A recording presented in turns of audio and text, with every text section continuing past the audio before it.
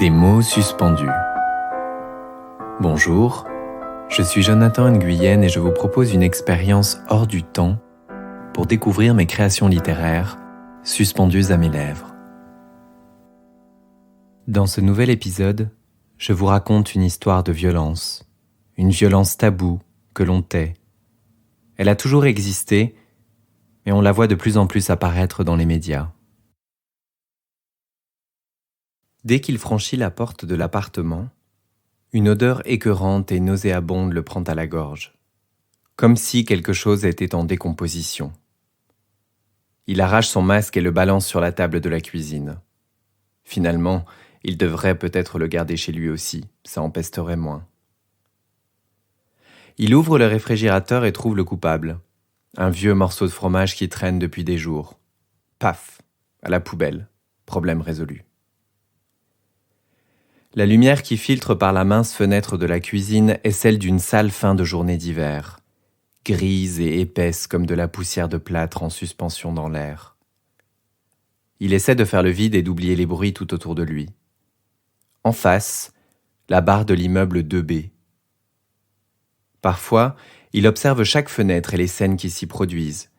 Les amoureux qui s'engueulent, les vieux qui regardent la télé. Ça l'apaise. Il préférerait avoir des arbres, sauf qu'il n'y en a pas dans le coin. C'est du béton partout. La nature n'existe plus, on a construit des cages à poulets surpeuplées à la place. Et ces poulets, à force d'être les uns sur les autres à longueur de journée, ils y laissent leurs plumes. En s'affalant sur une chaise qui menace de céder sous son poids, il songe à l'ironie de la situation. Cette balade d'1 heure dans un rayon d'1 kilomètre est censée être un bol d'air, une condition de survie pour eux tous. Sauf qu'à un rayon d'1 kilomètre, il n'y a que des immeubles, dont le sien qui s'appelle le paquebot. Cette marche, c'est tout sauf une croisière dépaysante. Et puis, avec ces conneries de règles, les dirigeants ont réussi à enlever toute dimension relaxante à la sortie journalière. C'est comme aller d'une prison à l'autre. Être attaché, même pour sortir. Et ça le rend dingo. Après tout, c'est peut-être ce qu'ils recherchent. Rendre dingo les pauvres pour mieux les contrôler. Avant le virus, il était moins philosophe. Il était rarement chez lui. Il bossait comme un fou, 10 ou 12 heures par jour sur des chantiers. Mais il se faisait des amis facilement. Tous les jours, ils allaient boire un coup pour décompresser. Ils rentraient tard, ivres-morts parfois, et le réveil du lendemain était costaud. Il avait cet air hagard de la gueule de bois qui lui valait quelques railleries des autres ouvriers. Et pourtant, aujourd'hui, il donnerait tout pour s'affaler sur son lit et s'endormir instantanément, d'une traite jusqu'au petit matin. Depuis le reconfinement, les nuits sont de nouveau peuplées d'insomnie. Des dizaines d'heures passées à observer le plafond blanc et les moindres détails de cette minuscule chambre. Les taches beiges du mastic grossièrement utilisées pour boucher quelques trous. Il connaît désormais l'emplacement de chacune de ces traces, tellement il a eu le loisir de les observer. Et puis ce tic-tac incessant de l'horloge, comme un ricanement lui rappelant que le temps passe, mais que là, maintenant, il s'étire à l'infini pour le narguer. Il a l'impression que son cerveau fonctionne comme un hamster sur une roue, le même mouvement sans cesse, prisonnier et pitoyable. Les bruits sourds à côté sont étouffés, mais de plus en plus forts. Ça se chamaille encore pour des conneries. Il se lève, ouvre le frigo à nouveau, avant de se rasseoir. Soupir de satisfaction. Le suintement du gaz qui s'échappe de la canette lorsqu'il l'ouvre, ça c'est un bruit réconfortant. La promesse du liquide couleur d'or qui va couler en lui, le remplir, le combler. Sauf qu'avant, il buvait avec ses amis, et ça le mettait en joie. Maintenant, c'est différent. Plus les canettes s'amoncellent, plus l'horizon de la fenêtre semble se rétrécir jusqu'à devenir minuscule, comme une meurtrière.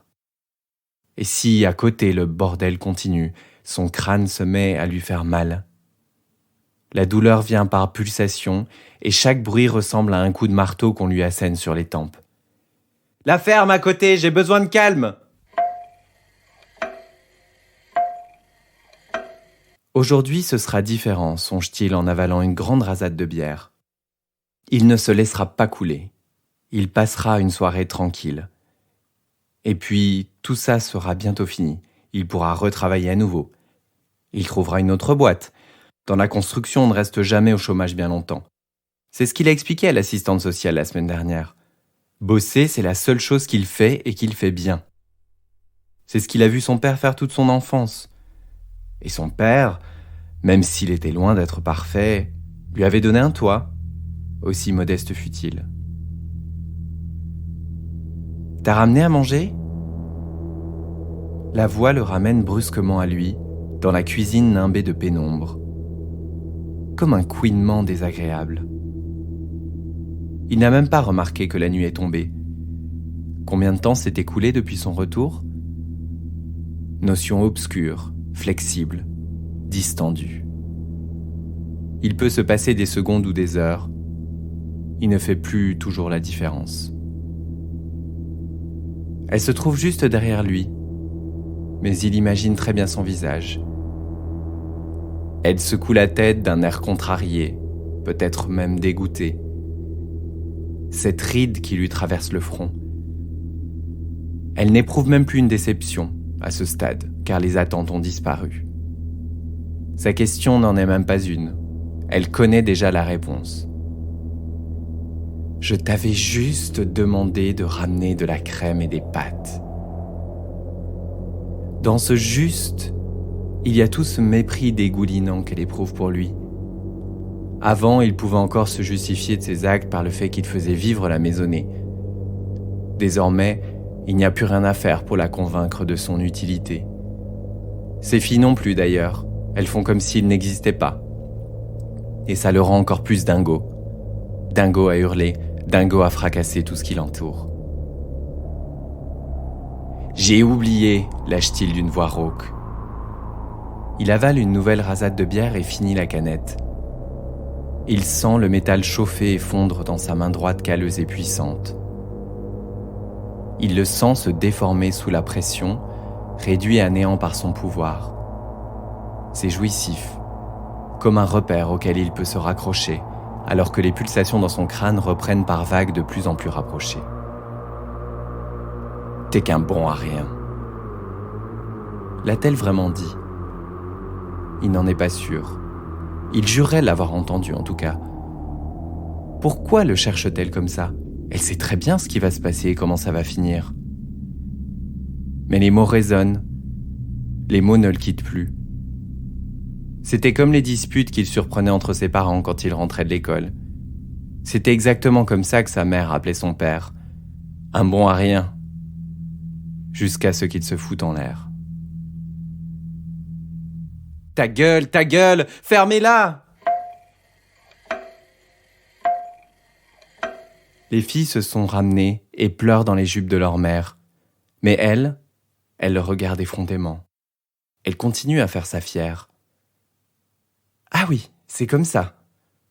Très bien, il va lui montrer qui est l'homme. » Comme à chaque fois, il y a d'abord l'incrédulité de l'avoir titubé et tombé comme une poupée de chiffon, au ralenti, à se demander si tout ça est réel. Puis il ressent cet intense soulagement de l'avoir fait taire, d'avoir fait taire la maisonnée entière et les voix dans sa tête. Une paix retrouvée pour quelques minutes qui n'a pas de prix. Ce silence le fait enfin se sentir libre. Et puis, lentement, apparaît un autre sentiment, la honte.